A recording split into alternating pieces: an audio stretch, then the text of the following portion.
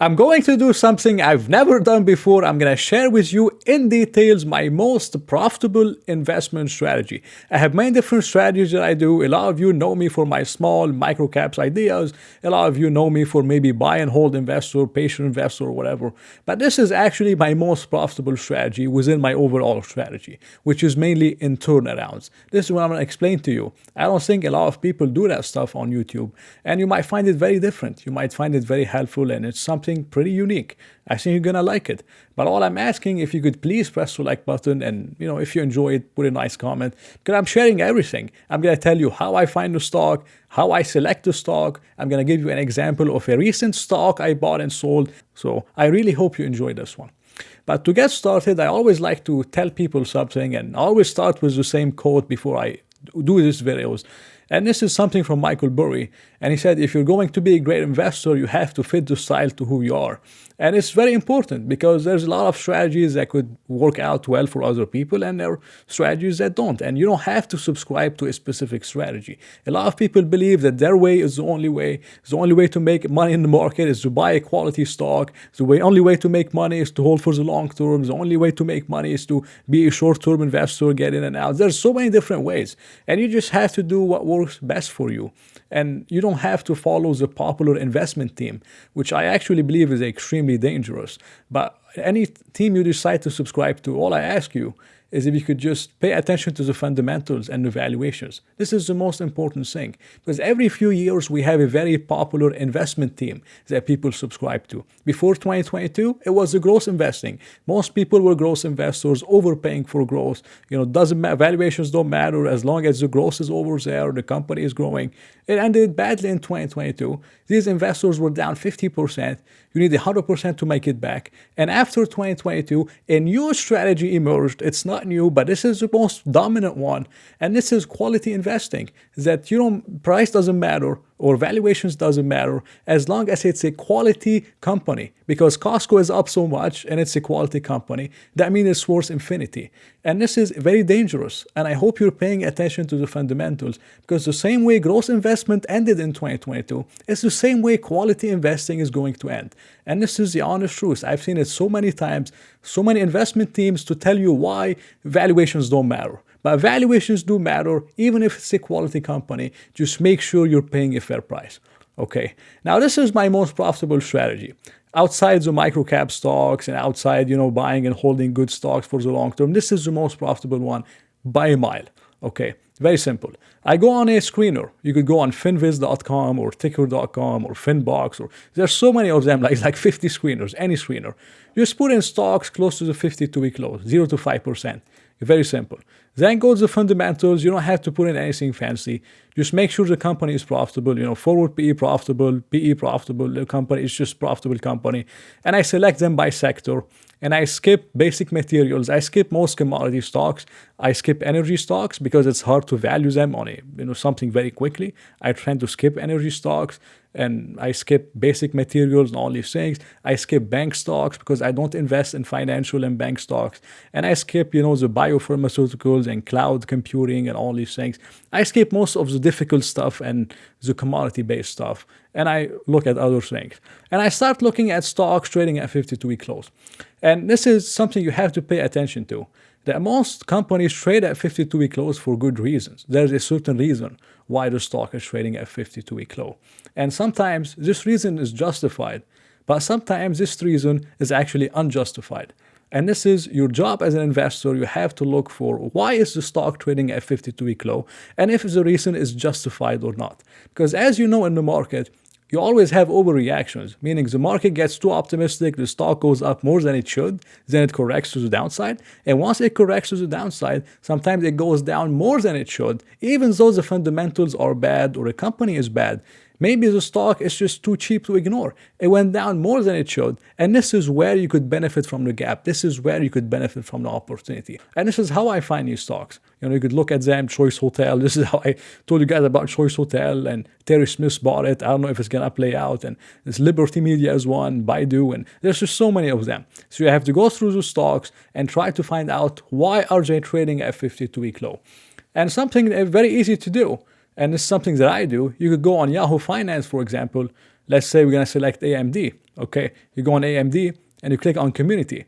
And you could go and just try to see what people are saying, what investors are saying about the stock. What is the bias? What are people thinking? Why is the stock going down? Are they saying because it has a lot of debt, this is a trash company? That's very important. It's a very important point. I write it down. Is it because maybe they have low margins? I write it down. Is it because we're gonna have a recession, the recession narrative? I write it down. I write everything down of why people think this is a bad company. And I look in every single one of them and I try to see if this is justified or not. So I look on Yahoo Finance, I look on Twitter. Sometimes I post something on Twitter because I want to see the reactions I get. I want to know what investors are telling me. If this is a bad company because we're going into a recession, well, it's very important.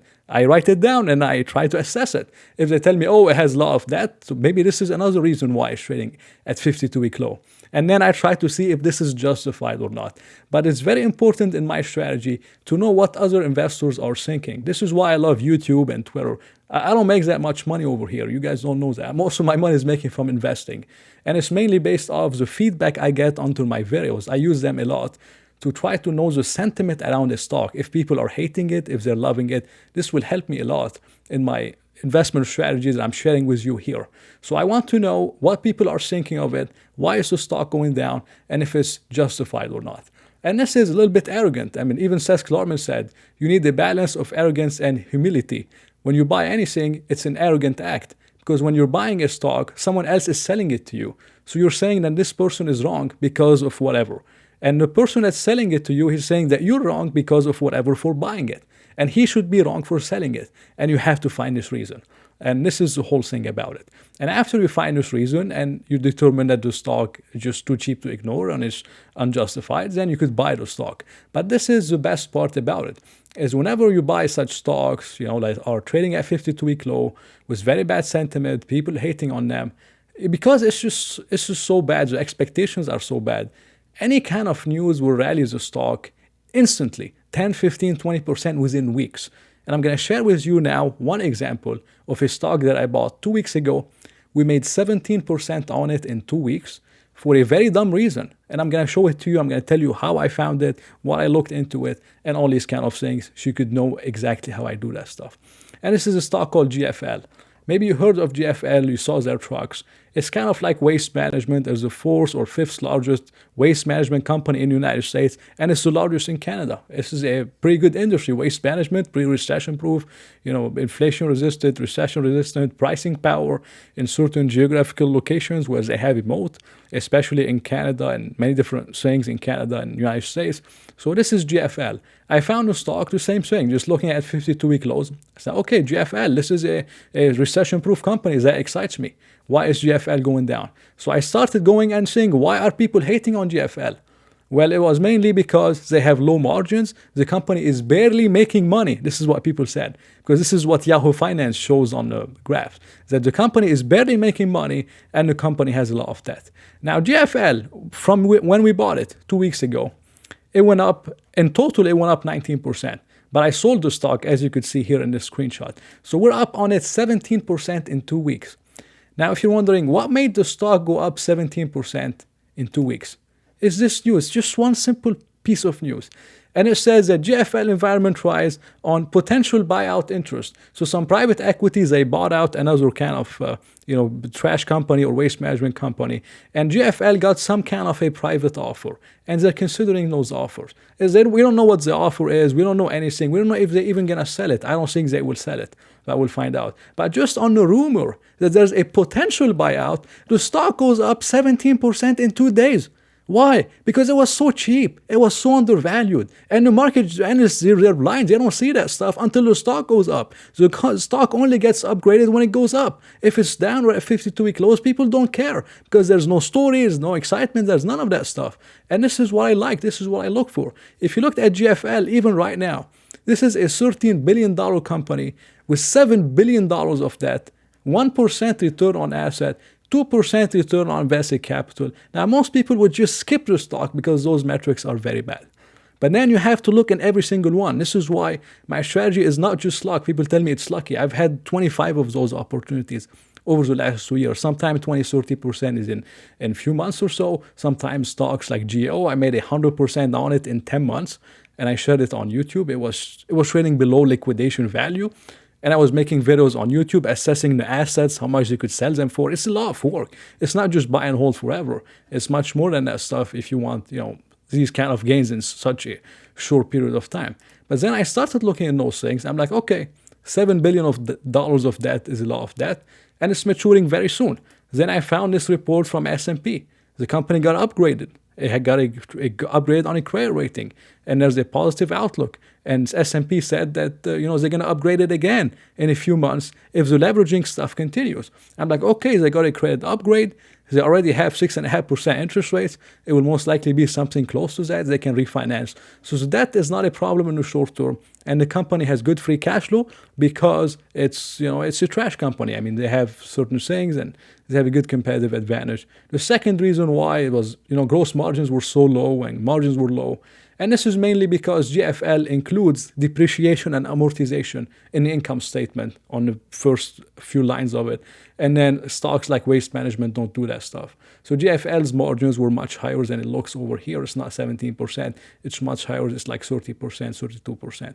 Still lower than 40% for Waste Management, but it's not as bad as it looks. But this is what I found out from people that were not liking GFL, saying it has too much debt and it doesn't make any money. And I found out that these people are wrong and my thesis was right.